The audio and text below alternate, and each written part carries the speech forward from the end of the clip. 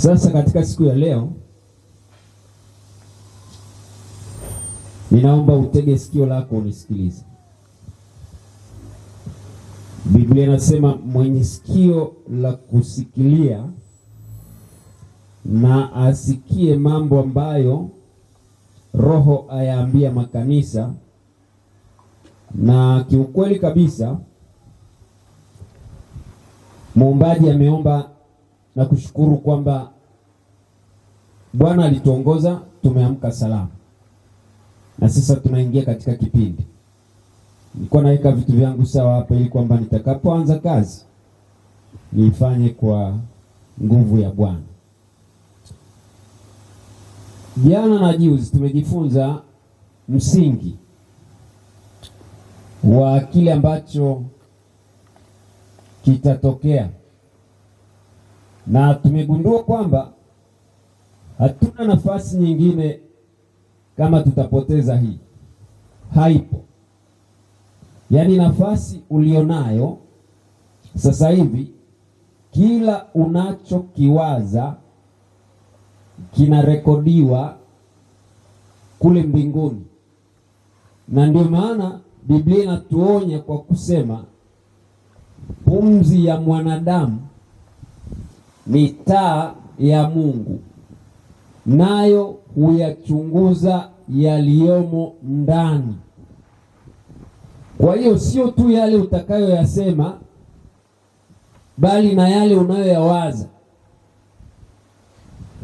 Hakuna mahali ambapo hata nukta au sekunde moja inapotea, kwa sababu unapopumua tu, ukipumua hivyo, ripoti imeenda.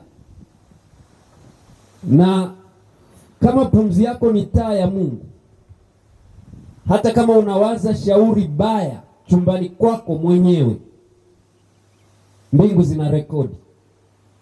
Kwa hiyo tunapaswa tuishi maisha ambayo kwa kweli yana uchaji wa Mungu, pamoja na madhaifu ya kibinadamu. Tumuombe Mungu atusaidie tuweze kuisikiliza sauti ya Roho Mtakatifu. Ndio maana jana nikasema haya mambo kwa uzuri wake, kwamba unaposikia tuko katika hukumu ya upelelezi, tunapoishi katika dunia hii, unapelelezwa kwa kila hatua unayoiendea. Lakini Bwana atukuzwe kwa ajili ya kambi la amani mwaka 2026, kwa sababu Bwana ameona vyema, japo dhambi zetu zikawa ni nyekundu kama damu, tukitubu na kuungama, anatusamehe kabisa. Bwana Yesu asifiwe. Hivyo katika kambi hili ninakusihi kwa neema ya Bwana, kwa kuwa Bwana yu karibu na anarejea upesi, tutengeneze mambo yetu mapema ili tuweze kuokolewa. Sikuwa na muda wa kufundisha lile vazi la kuhani alilokuwa analivaa wakati alivyokuwa na hudumu pale patakatifu. Yule kuhani mkuu alikuwa nalo vazi fulani analivaa jeupe, na lingine alikuwa na vazi yake la bluu. Na hilo vazi la bluu alilokuwa akilivaa juu yake lilikuwa limefungwa njuga, kengele. Hizo kengele zilikuwa zina mambo mawili, kwamba wale waliokusanyika nje wanaposikia zile kengele wanajua kabisa kuhani wetu bado yuko hai. Kwa maana kama angeliingia kule patakatifu alafu akiwa hajatubu dhambi zake, na kule akakosea utaratibu wa mle ndani, alifia mle mle, kwa sababu ya ule utakatifu na heshima ya kile Mungu ambacho amekiweka pale. Na ndio maana nataka niwaambie, kama kuna mahali ambapo Mungu hana mchezo, ni pale kwenye madhabahu yake, ambayo kwa sasa iko ndani ya moyo wako. Wale wa zamani walivyocheza na madhabahu, hakuwahurumia. Watoto wawili wa Haruni, Abihu na Nadabu, walipofika hatua ya kuleta moto wa kigeni kwenye madhabahu, aliwaulia pale pale. Lakini Watoto wa Eli wawili, Hofni na Finehasi, walipocheza na sadaka ambayo kiini chake kilikuwa ni Kristo, waliuliwa pale pale.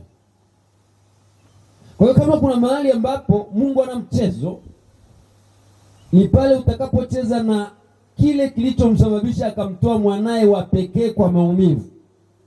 Nilifundisha mahali juzi nikawaambia, ukiona Mungu aliamua kufunika ulimwengu kwa giza masaa 3, wakati mwanaye akiwa amesulubiwa uchi juu ya msalaba, lakini akafunika kwa giza masaa 3 ili kufunika ile aibu ya mtoto wake kusulubiwa uchi kwa sababu ya mdhambi mmoja wa miamba.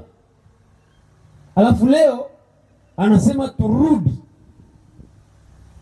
tunaacha kurudi ili Yesu asulubiwe pale msalabani kwa ajili ya mdhambi mmoja anayeitwa mchungaji Temba.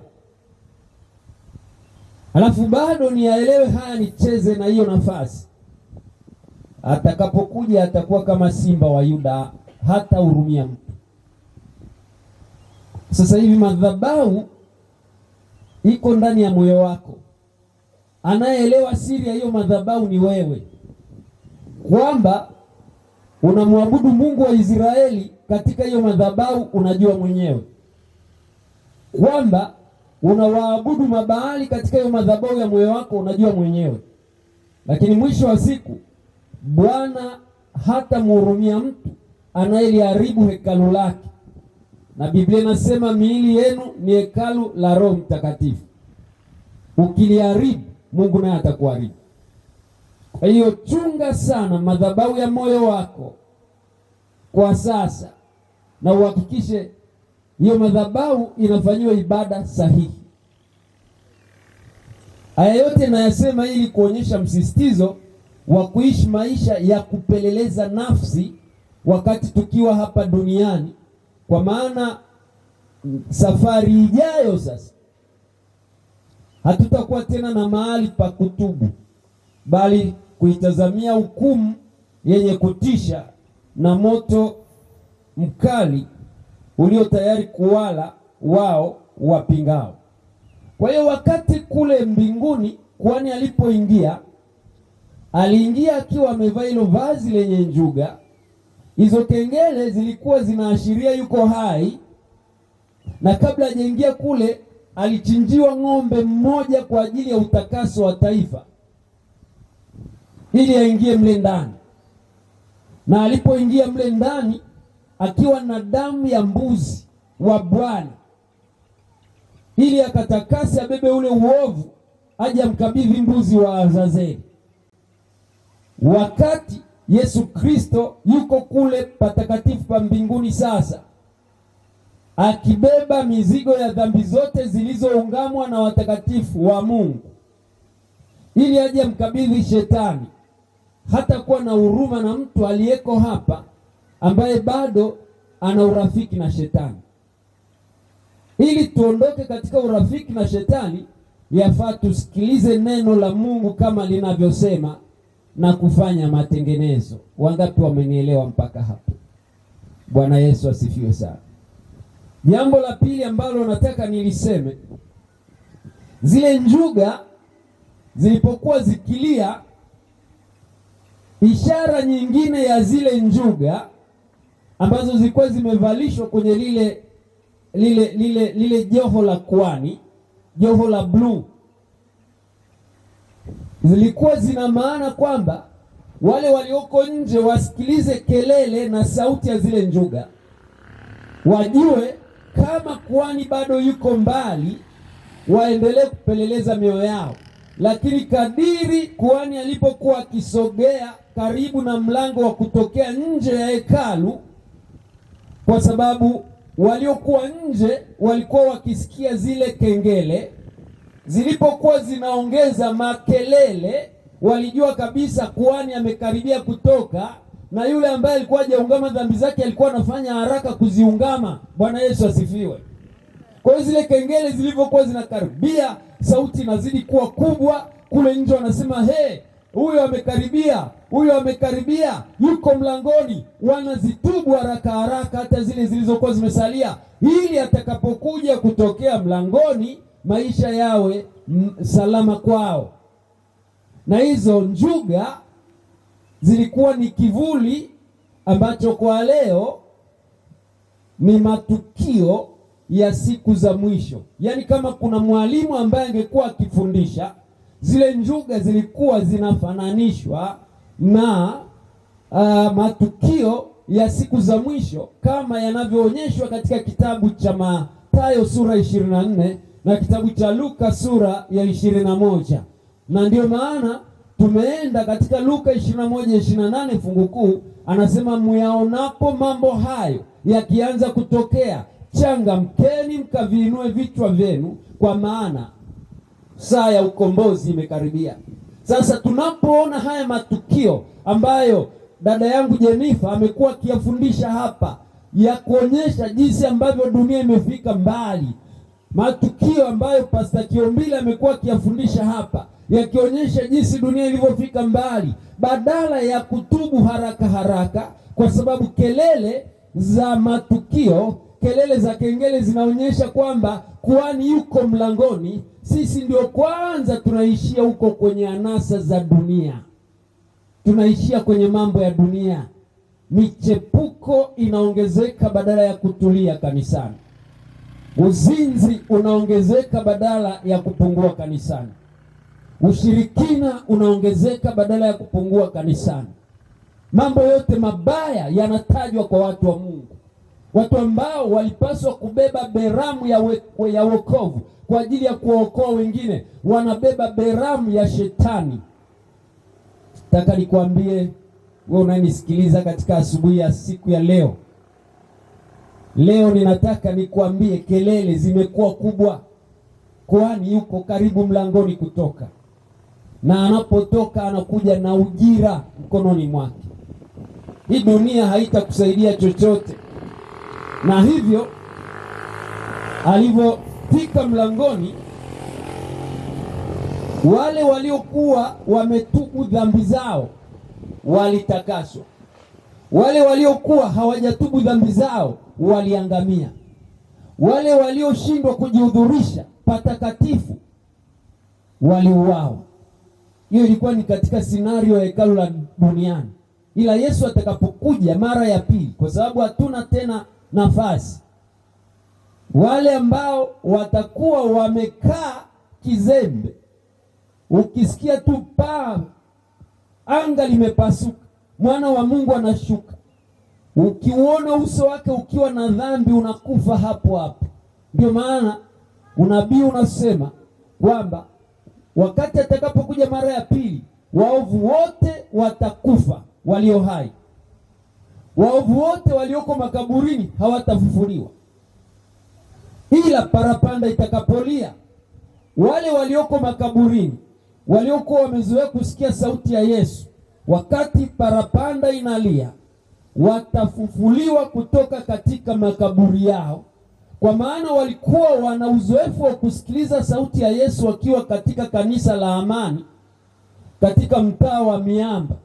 Walikuwa wakisikiliza sauti ya mchungaji wao, walikuwa wakisikiliza sauti ya uongozi wa kanisa katika jimbo, walikuwa wakisikiliza sauti ya wazee wao wa kanisa, hawakuwa wakibishana nao. Hivyo kwa namna ya pekee kabisa wataisikia sauti ya parapanda, kwa kuwa ilikuwa ni kawaida yao kusikia sauti ya maagizo ya Mungu.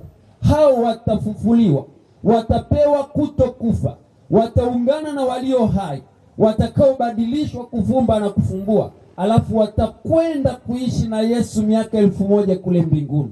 Lakini wale waliokuwa wakaidi wa kusikiliza sauti za watumishi wa Mungu, kusikiliza sauti za kanisa kama Mungu anavyoliongoza, wao watakapoona ule uso wa Bwana ulio ni moto ulao, watakufa na hawataamka tena mpaka wakati wa ufufuo wa pili, ufufuo wa mauti. Kwa hiyo ndio maana tunasema katika siku ya leo tulioko hapa wote tuanze kutafuta namna ya kujiandaa kwa marejeo ya Yesu Kristo mara ya pili. Bwana Yesu asifiwe. Wangapi wamenielewa mpaka hapa? Kwa hiyo kinachofanyika sasa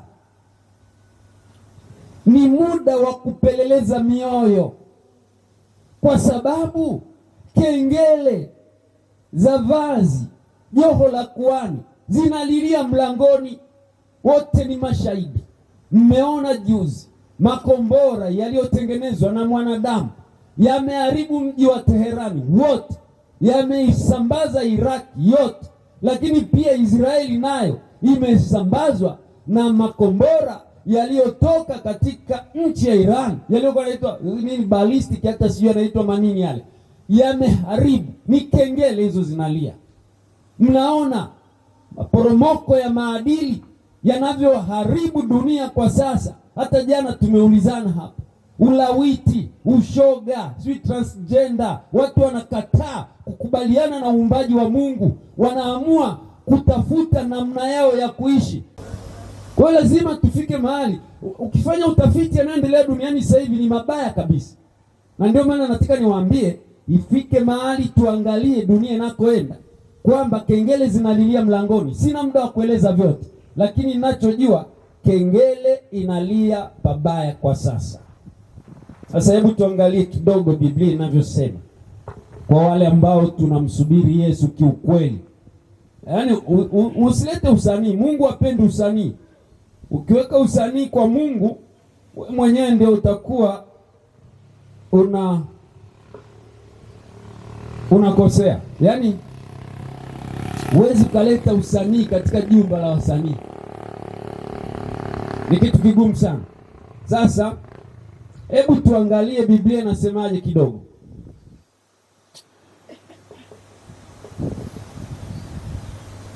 Marejeo ya Yesu mara ya pili. Unaposoma katika kitabu cha Wathesalonike wa kwanza sura ya 16 mpaka 17, anasema, kwa sababu Bwana mwenyewe atashuka kutoka mbinguni pamoja na mwaliko wa sauti ya malaika mkuu na parapanda ya Mungu, na waliokufa katika Kristo watafufuliwa kwanza. Kisha sisi tulio hai tuliosalia tutanyakuliwa pamoja nao katika mawingu, ili tumlaki Bwana hewani, na hivyo tutakuwa pamoja na Bwana milele. Bwana Yesu asifiwe sana. Hapa haiwahusu wale wanaoendelea na vigodoro, haiwahusu, sio ya kwao hii. Haiwahusu wale wanaoendelea na uzinifu, sio ya kwao. Inawahusu wale ambao wameshasikia kwamba Bwana yu karibu mlangoni, na hivyo sasa wanafanya matengenezo. Na kama ni nia yako katika kambi hili, fanya matengenezo. Bwana Yesu asifiwe. Kwa sababu utakuja kulia na kusaga meno.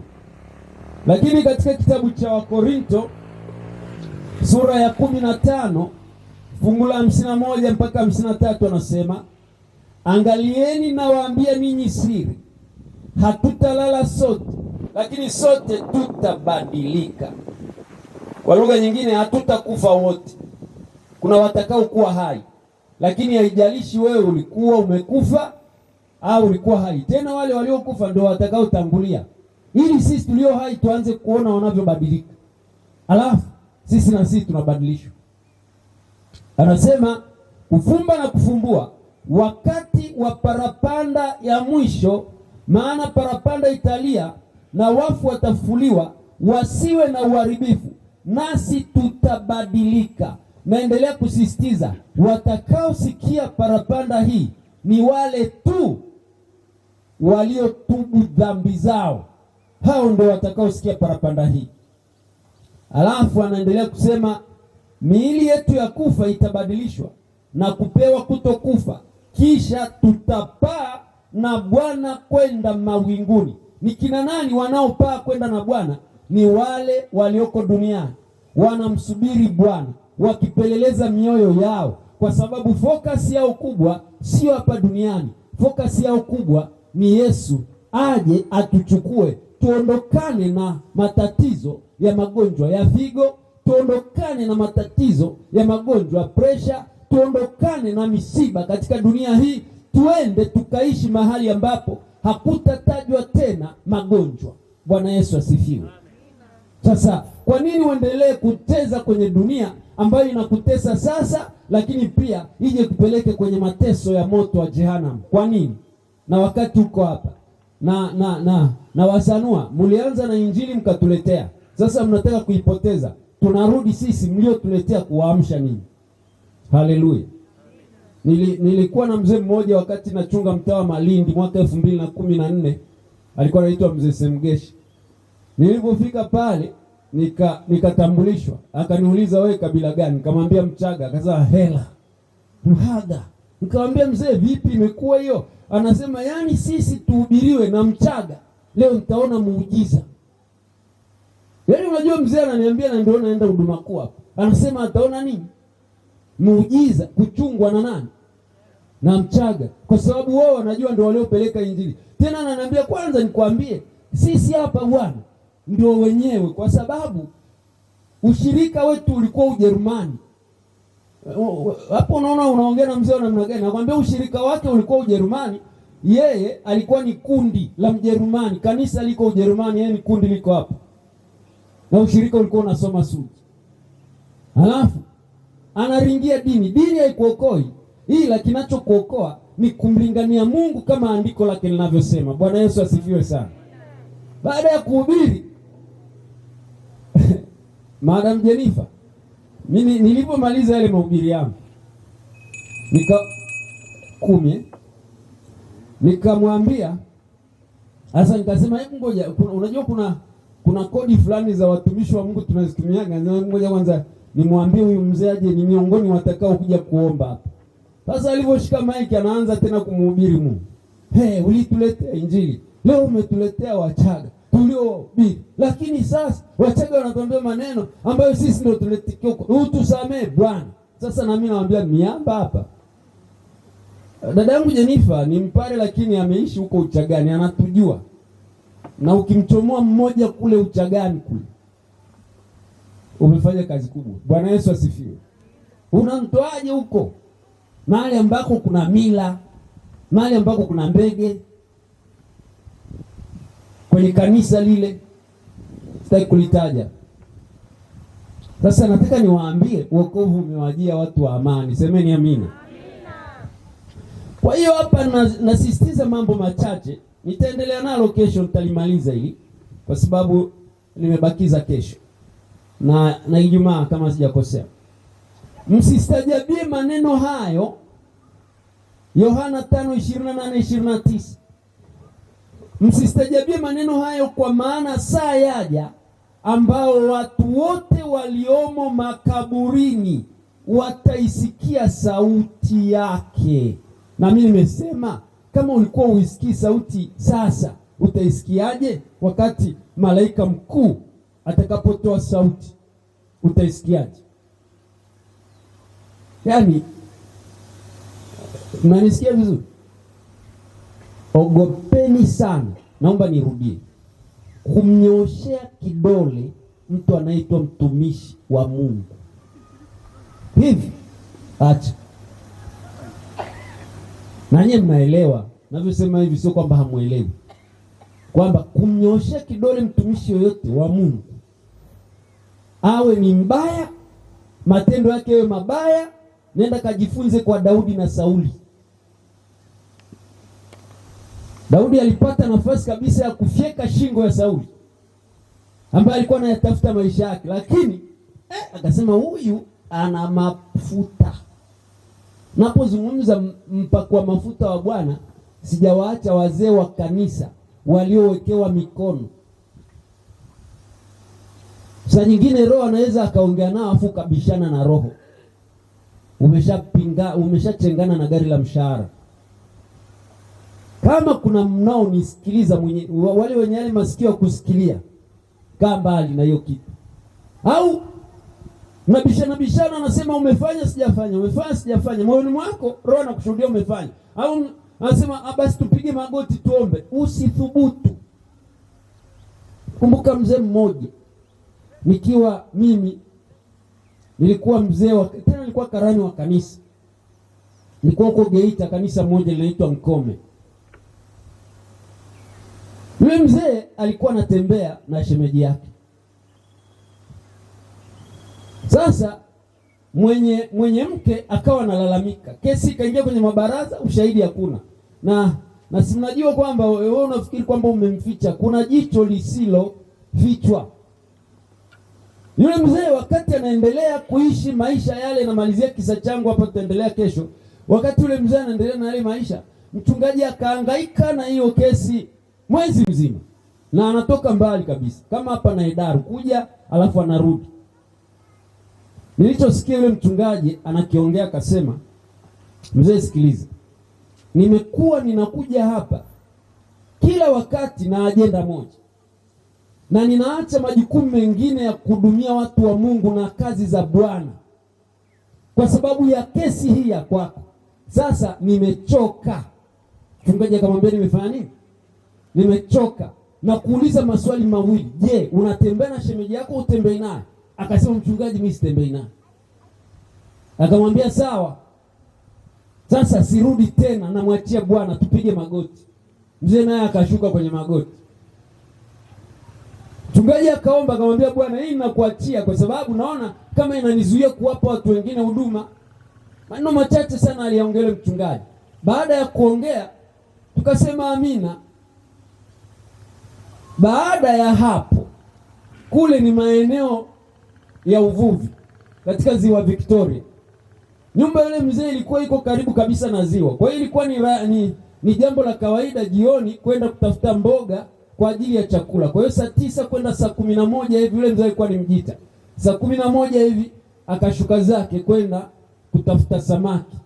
Akaanza kutumia ndoana, akaloa samaki wa kwanza, wa pili akaweka hapo. Tulichokisikia, kwa sababu nasi tulikuwa karibu, kama kuna Msukuma hapa ataniambia, bwelelo nata. Yaani bwelelo ni mwano. Anayepiga mwano ni nani? Pastor Kiombile. Ni yule mzee. Amekutana na mamba. Mamba akatandika, asema, yaani bwelelo nata. Yaani nile ui nakufa. Ndio sauti ya mwisho, hata kukumbuka kuita Yesu. Asema tu ui nakufa. Tulizika mkono. Yaani yule jamaa alikata, akaacha tu mkono unafanya hivyo hapo mchikavu kwenye jiwe. Akabeba mwili akaenda. Baada ya hilo tendo, tukiwa kwenye msiba, yule mama akakimbia kwa mchungaji. Akamwambia mchungaji, ni kweli huyu mtu nilikuwa natembea naye, naomba uniombee nipone. Mchungaji akamwambia, kwa kuwa hii ni dhambi ya hadharani, twende ukakiri kwenye msiba. Na ndiko tulikosikia hizo habari.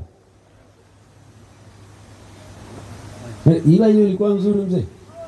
Kwenda kukiri tena kwenye msiba. Na mchungaji amwambia, yaani utafuata wewe ili dhambi ife na watu waogope. Kwenye ule msiba useme, nilikuwa natembea na huyu mtu, hatukusikia sauti ya mchungaji na mume wako ili akusamee.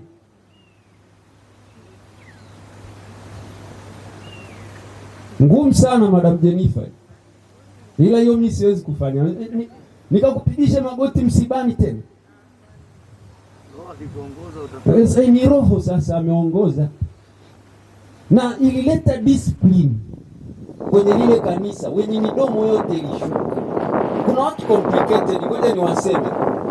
Kama kuna watu complicated katika kuwaongoza, sisi Wachaga hatuna shida sana. Ila ngoma hiyo inatoka hapo kwenye kanda maalum. Alafu wengine ngoja niweke hapo nimeminya wewe nisije nikakosa msosi hapo.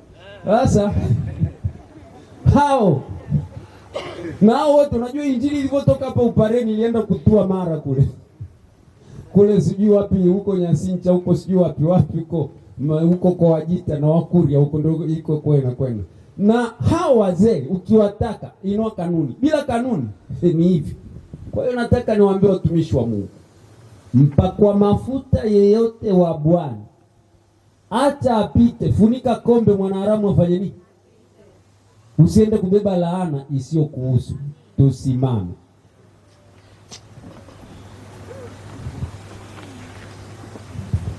Tuombe.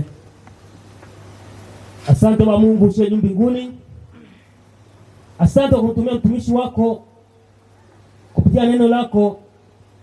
Hebele tujifunze Bwana akaingia katika mioyo yetu. Ni kweli mara nyingi tunakutenda dhambi Mungu wetu, na kila mmoja anapoomba kimoyo anajua mahali ambapo amekuacha, na hata hatukusikia neno lako, na hata tumewanyoshea watumishi vidole. Tunakuomba kupitia makambi haya Bwana, ukatusamehe, ukatuumbie moyo mpya, tukasafiri na wewe katika maisha yetu ya baadaye. Asante maana Bwana kutupatia kambi hili ni makusudi ili tuweze kuokolewa sisi na watoto wetu. Pale tulipokukosa Mungu wetu ukatusamehe. Kila mmoja anapokulilia msikie sawa sawa na mapenzi yako, ili sisi tukajuta kupitia kambi hili la amani, maana hili kambi la kutupatia sisi wokovu. Asante watumia watumishi wako, hebu wakupe kwa Mtakatifu, wapatie afya njema, lile lilo kusudi lako kutupatia Bwana, tunaomba ukatupatie, kwani tunaomba kwa jina la Yesu Kristo, amen.